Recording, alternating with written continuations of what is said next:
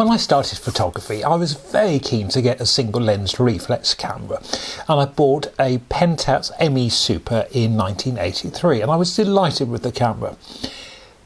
But there becomes a stage where you want a camera to be light and easy to use. And by the early 90s, I had got to a stage where I was a little bit fed up with carrying a big SLR, even though the ME Super is quite a compact camera. But I sort of longed for a lighter, more compact camera. And at the time in the 90s, compact cameras were really popular.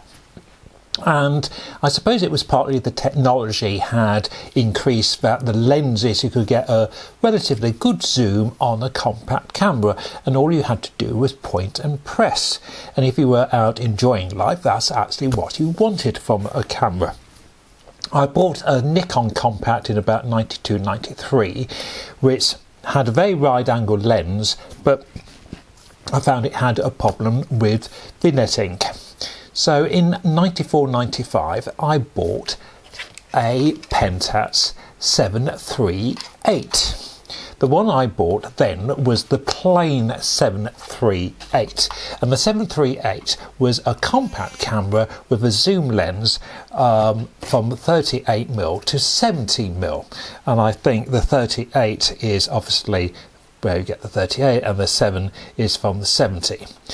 Now the G is a more slightly designed camera in that the buttons are slightly different on the top, and the S was a black version, but all three cameras had, I think, the same lens.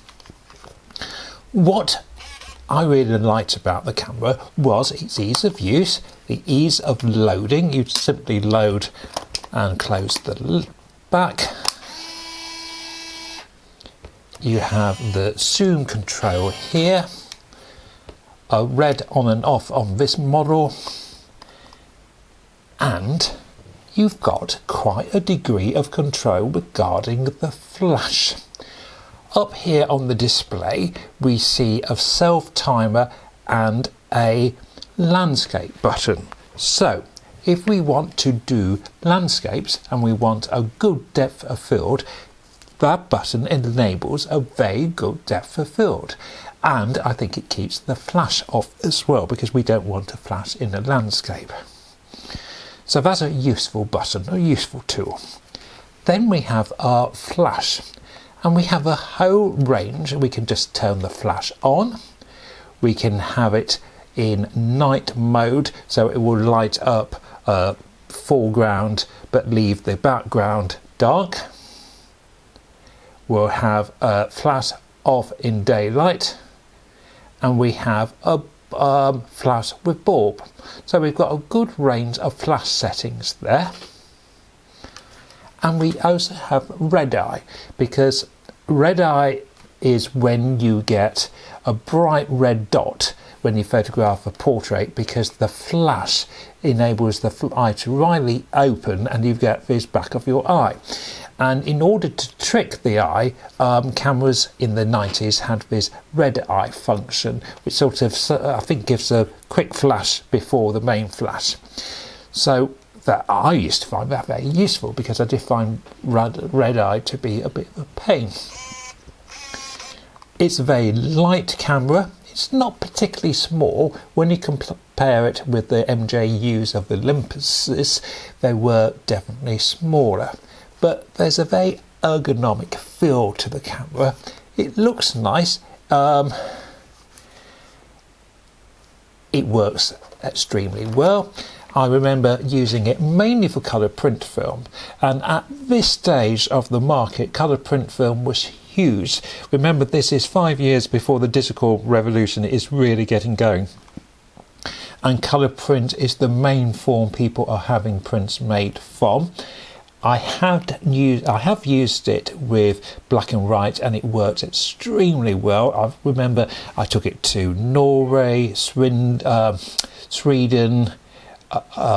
and it went to the States. And in fact, the 738, my original, I left in Madison Square Gardens underneath a seat, and I went back in the morning to try to retrieve it, and of course it had gone.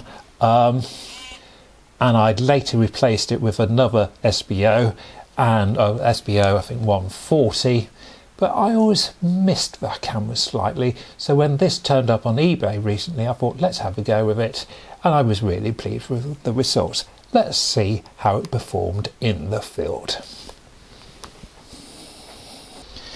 This is taken outside near the river in Dorchester, and I was really pleased with the sharpness of the results here. We had a good range of tone. This is taken on former 100 film, and I have developed it in ID11, diluted 1:1 for 10 minutes.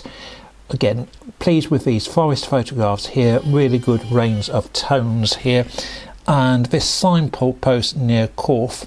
Now, photographing this, you can see that someone's gone into the sign, but I rather like its angle. And these signs are called finger posts, and they are unique to Dorset. They should have a top on which tells you where you actually are, but this top of the sign has actually departed of the post.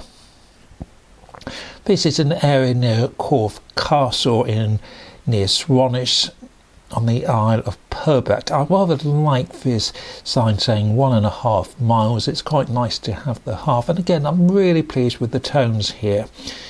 We've got a good range of tones, and again the camera, the sharpness I don't think is bad. It's not absolutely fantastic, not as good as perhaps some of the Olympuses, but for the money I think it's not bad at all. Again, the ease of use of this camera is fantastic.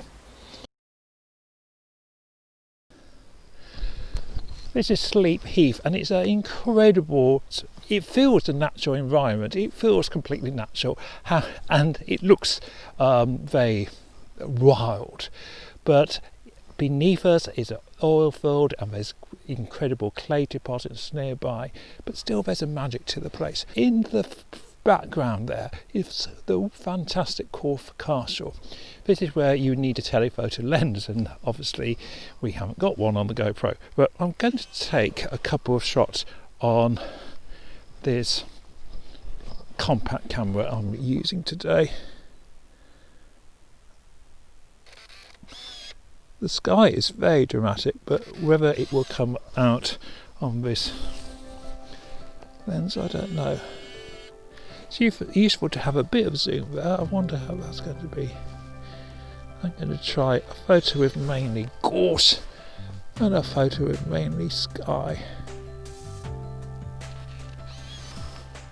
The viewfinder on this camera is fantastic. It's very clear, and it's quite nice that the flash doesn't pop up all the time. I have got an override for the flash if I need it on here.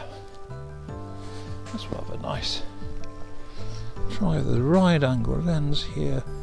The thing is, do I want to include that tree or not? I think I'm going to try two things. Let's try that. I'm just going to try this. I was actually very pleased with this camera. It performed well. I love these photographs on the heath. The day wasn't brilliant. These were taken in January.